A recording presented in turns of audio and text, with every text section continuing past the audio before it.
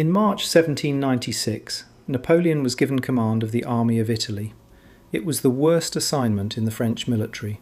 An underfed, under-equipped, demoralised force facing Austrian armies across the Alps. In 12 months, he fought 12 major battles. He won all of them. He crossed the Alps, outmanoeuvred Austrian generals twice his age, captured Milan, besieged Mantua, and forced Austria to sign the Treaty of Campo Formio, surrendering the Austrian Netherlands, Lombardy, and recognising French influence across northern Italy. He was 27 years old. France went mad for him.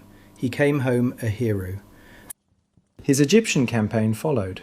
He took an army and a team of scientists to Egypt, defeated the Mamluk cavalry at the Battle of the Pyramids in the shadow of the ancient monuments, and had the Rosetta Stone discovered under his command, the key that would eventually unlock the entire ancient Egyptian language. Then Admiral Horatio Nelson found his fleet anchored in Aboukir Bay and destroyed it. The Battle of the Nile annihilated French naval power in the Mediterranean. Napoleon's army was stranded in Egypt. He eventually slipped away, effectively abandoning his men, and returned to France, where political crisis gave him the opportunity he needed.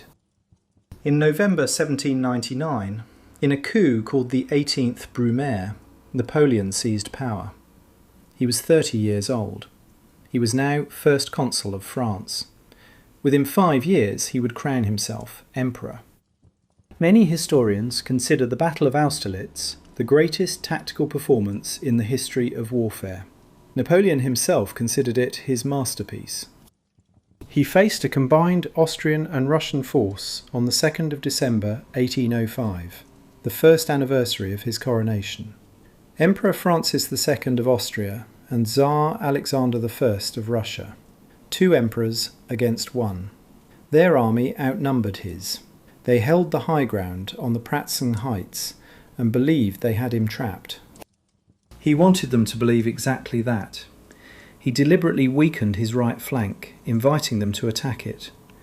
When they committed their strongest forces to the assault, he struck the centre, the Pratzen Heights, with everything he had. He broke the Allied centre in 45 minutes. Then he turned the 2 halves of their army against each other. By the end of the day, the coalition had lost 36,000 men. Napoleon lost 9,000. 2 emperors fled the battlefield.